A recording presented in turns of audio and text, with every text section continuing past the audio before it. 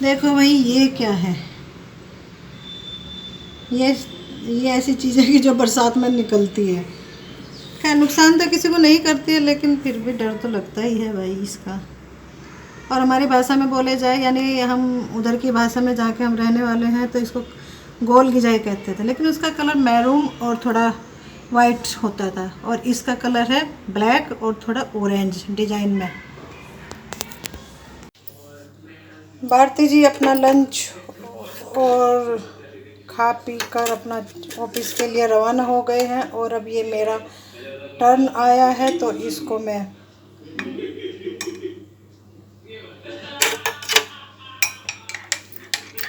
इसमें मैं ये अपना 1 चम्मच प्रोटीन एक्स का मिला दिया है, और ये है बादाम है, अलसी के बीज है, और है अखरोट, और भी बहुत कुछ सामान है। इन सबको भी मैं इसमें मिक्स कर दिए हैं, और ये मेरा 1 गिलास दूध। जब से मैंने ये प्रोटीन एक्स पीना शुरू किया है, शरीर में सच में जो एक आलस रहता था कि ये देखिए सहज कहाँ जा रहा है भाई।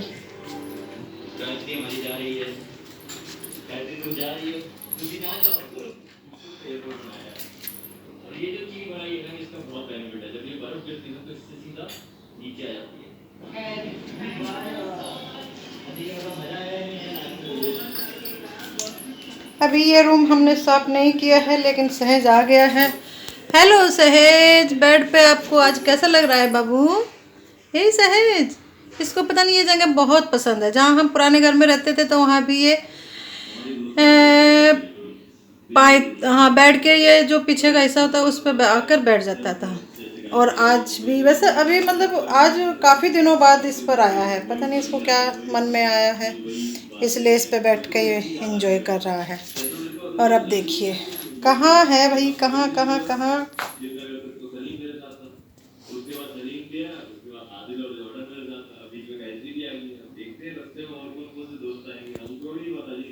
और मैं अब ये अपना दूध ले रही हूँ। और एक बात और मैं बता रही हूँ कि जब से मैंने ये प्रोटीन एक्स का मिला हुआ दूध पीना शुरू किया, मैं ज़्यादा दूध नहीं पीती, लेकिन हाँ 1 कप में 1 कप जितना दूध होगा और उसमें 1 चम्मच प्रोटीन एक्स डाल दिया, तो उस दूध को मैं सुबह के वक्त नाश्ते में पी लेती। इससे पेट भी भरा रहता है, दोपहर तक भूख नहीं लगती है।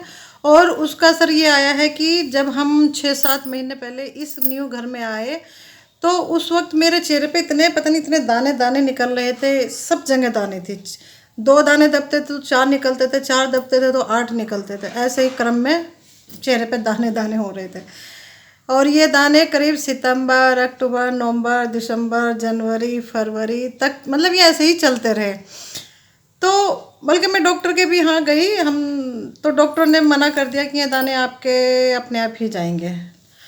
ठीक है चलो भाई, अपने आप चले जाएंगे। लेकिन मैंने जब से ये प्रोटीन एक्स दूध पीना शुरू किया, फरवरी 3-4 महीने से मतलब मैं लगातार पी रही थी, तो तब से मुझे लगा कि हाँ मेरे चेहरे के दाने भी ख़त्म हो गए हैं। अब देखें कितना चिकना चिकना हो गया है, लेकिन चिकने में एक थोड़ा रंग डार्क हो गया है, हल्का पड़ गया है। हल्का इसलिए पड़ गया है क्योंकि हम जहाँ अब रह रहे हैं वहाँ पर समरसेबिल का पानी, शायद पानी क्या कहते हैं उसको, खारा पानी है, वो हमको शायद इतना ज़्यादा सूट नहीं कर रहा है। क्योंकि मैंने जो मेरे पैरों के पायल हैं और बिछिया हैं और चांदी के बर्तन हैं, गिलास वगैरह, वे सब इतनी जल्दी काले हो गए हैं। जबकि हम वहाँ पहले रहते थे, तांबे का कलश हुआ, घंटी वगैरह ये सब तांबे पीतल के होते थे, तो वे मतलब उनको निखार के रखते और वे 6-7 दिन तक ऐसी चमक उनकी बरकरार है। लेकिन यहाँ पे ऐसा नहीं है, यहाँ पे तो तुरंत साफ करे और 1 दिन भी मुश्किल से पार होता है और वे काले काले हो जाते हैं। ऐसे ही मेरी बिछिया और पायल सब काली हो गई है, तो ये पानी का ही तो असर है। अभी अभी दूध गर्म करने के लिए गैस पे रखा था, तो थोड़ी देर में आके देखा तो दूध मेरा फट चुका था। लेकिन ये मैंने दूध फाड़ने के लिए नहीं रखा था, ये तो हमारी चाय के लिए था। अब दूध में क्या कमी थी ये तो दूध वाला ही बताएगा, जाके पूछना पड़ेगा। लेकिन ये खुशी नहीं है कि पनीर हो गया। पनीर तो ऑलरेडी घर पे मेरे हस्बैंड कल ले ही आए थे, और एक ये पनीर ये भी तैयार हो गया। और अब ये टी शर्ट का कुछ कलर जो पहले तो बहुत ज़्यादा था लेकिन हल्का हुआ है, जो थोड़ा बहुत मैंने घिसाई पिसाई करी है। अब मैं दोबारा से फिर इसको कोशिश करूँगी निकालने की। आई होप निकल जाए।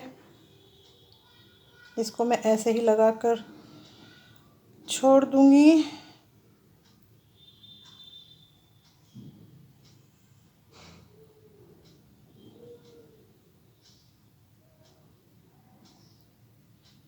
फिर मैं दिखाती हूँ आपको आध घंटे के। और ये मेरी चादरें धुल चुकी हैं, इनको मैं अब धूप में फैलाने के लिए ऊपर जा रही हूँ।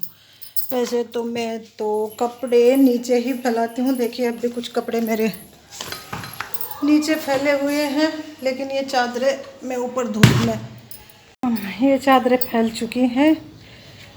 अब कुछ धूप बहुत उमस है तो इसमें सूख जाएगी। मैं तो कपड़े नीचे ही फैलाती हूँ। ऊपर नीचे का झंझट भाई कौन कौन करे कि हाँ ऊपर लाए फिर बारिश हो फिर भागे भागे आए। और ये देखिए कितना अच्छा फूल खिल रहे हैं। और ये वाइट वाला वाह, और ये पिंक उससे भी अच्छा। और देखिए, और ये तुलसी का छोटा सा पौधा था, देखो आज कितना बड़ा रूप ले लिया। बारिश में कमाल है। यही तो हर चीज़ का रूप रंग निखर के आया है। पेड़ पौधों का भी रूप रंग निखर गया। बारिश में पेड़ पौधे ऐसे लगते हैं जैसे अभी नहा नहा के आए हैं, अभी खिले खिले चिकने चिकने।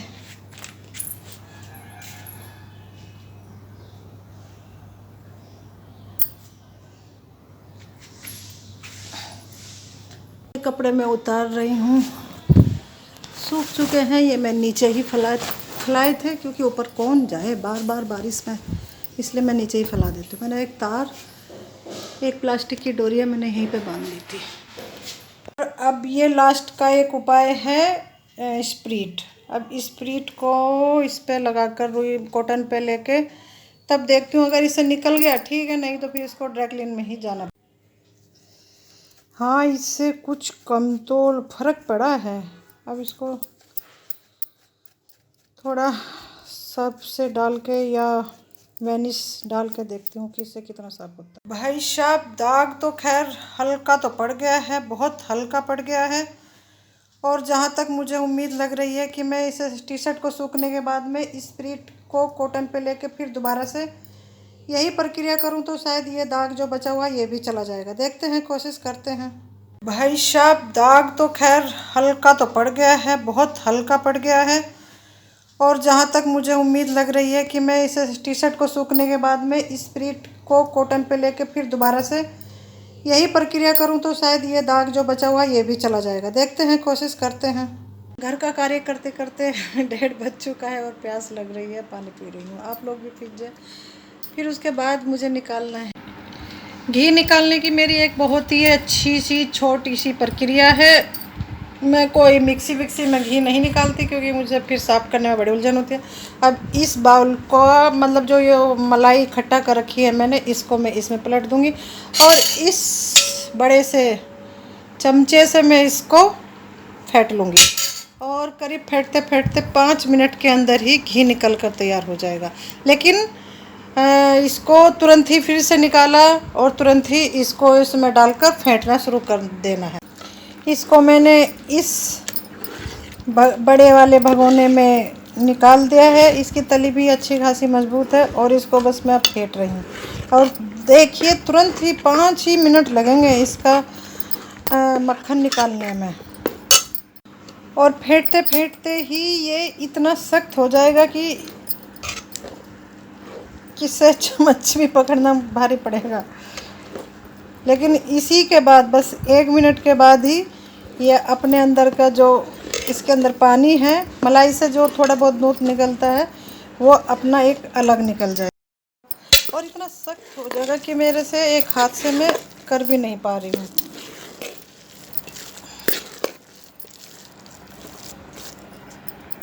और अब इसमें से ये पानी निकलना शुरू हो जाएगा। हो गया है शुरू, कहाँ हो जाएगा।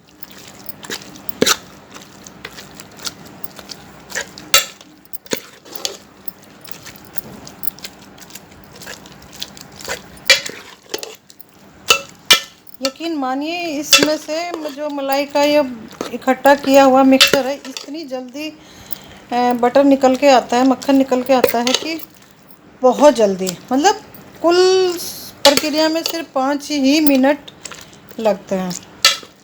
और इसके अंदर जो फालतू का पानी है ये बस मलाई का जो उसके साथ दूध निकलता है वो सब अलग हो चुका है। देखिए पहले नहीं था ना, अब देखिए ये कितना, और जबकि मैंने एक घूंट भी पानी नहीं डाला है, बिल्कुल पानी नहीं डाला है, बस भगोने से फ्रिज से निकाला और इस भगोने में किया और चमचे से फेंट लिया। फेंटते फेंटते 5 मिनट के बाद ही ये सब शुरू हो गया। अब मैं इसको मैं अलग कर लेती हूँ।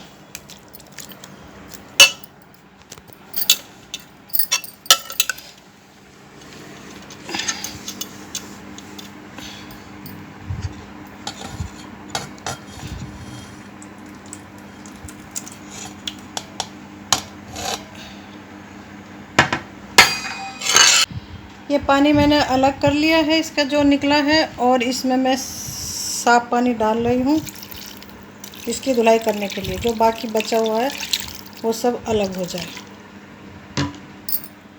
ये हो गया है, इसको मैं इसमें डाल। अब इसका क्या करना है? अब इसका तो वैसे तो इसे आंच पे चढ़ा के गरम करके इसका पनीर भी बन सकता था, फिर आप पनीर का कुछ भी बना सकते थे, लेकिन आज मेरे पास तो पनीर बहुत सारा है तो इसलिए मैं कुछ नहीं करूँगी। मैं इसे सिर्फ पानी में बहा दूँगी और इसे मैं गैस पे चढ़ा दूँगी। और ये बाउल मैंने गैस पे चढ़ा दिया है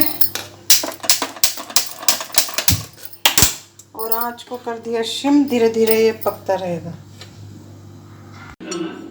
घी बनकर तैयार हो चुका है, गैस मैं ऑफ कर देती हूँ और बाकी जो बचा है ये अपने आप ही होता रहेगा गरम गरम। तो बहुत गरम होता है ये। और फिर इसको मैं छान कर अपने डब्बों में भर। हेलो दोस्तों, अब शाम का वक्त हो चुका है तो ये मैं पनीर है जो मेरा सुबह का दूध मैं उबाल रही थी तब मेरा फट गया था, ये कल शाम भारती जी लेके आए हैं। और ये घी मैंने इस डब्बे में निकाल लिया है। और ये मेरे कुछ टमाटर हैं और ये मेरे अनियन हैं, इनको मैं काट पीट करके आज इसकी सब्ज़ी बनेगी, फिर दिखाती।